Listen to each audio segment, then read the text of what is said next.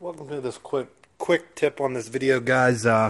Today I wanted to talk about suppressors, and I don't know if you guys remember my last video. I was talking about getting a suppressor for this pistol. I'm really happy with it so far still. The only issues I was having was, as you can see, I took my slide lock off. I'm shooting CCI mini mags at high velocities, and what would happen is the back pressure would cause the slide to lock open pretty much on every round or every other round, so I just went ahead and took it off. This is more just a fun pistol than anything, and I also was able to take the magazine disconnect out, so it will fire now with the magazine out. If you have this pistol and you're interested in doing the same thing, either one or the other, all you have to do is go ahead and knock this roll pin out, and there's another pin under this part here.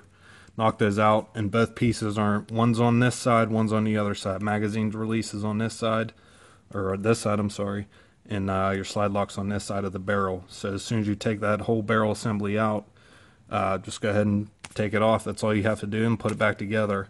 It's not as easy as, you know, taking down other pistols and taking the barrels out. Just something to be aware of. The trigger spring is a pain in the ass to get back together.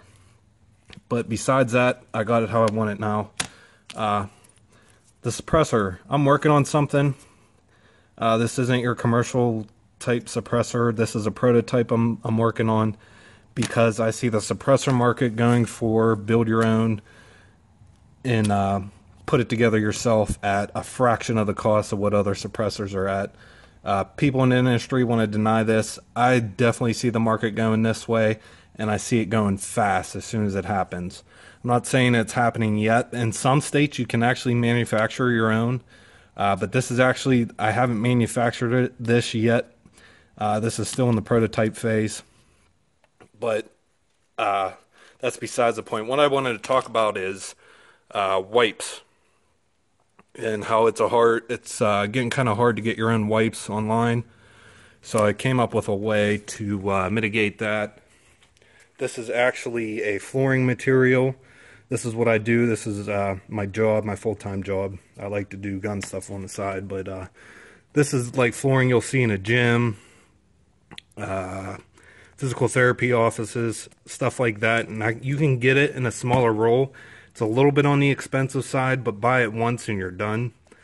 You can see this one has a little square out. I cut one for me and cut one for my buddy, and it works out great. All you need is a utility knife, cut it out, and then cut your diameter out here, and go ahead and set it in there. And it's working out well. This one's well used.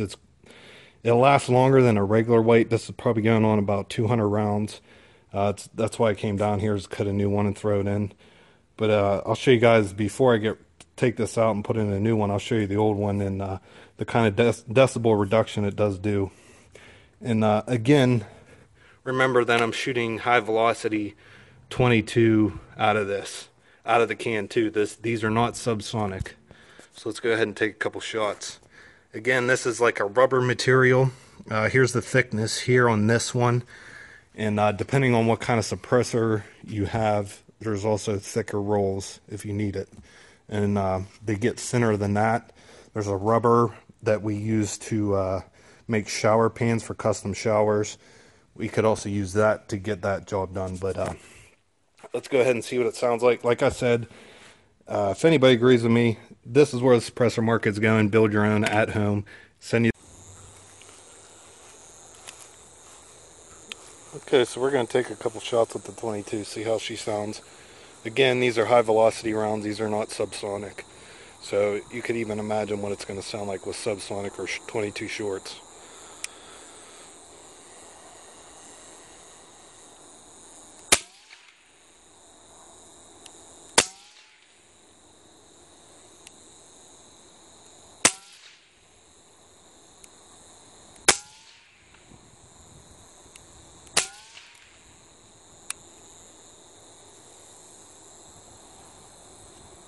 Shooting good, sounding good. Just a quick little tip, if you're having a hard time finding wipes, that flooring material will work.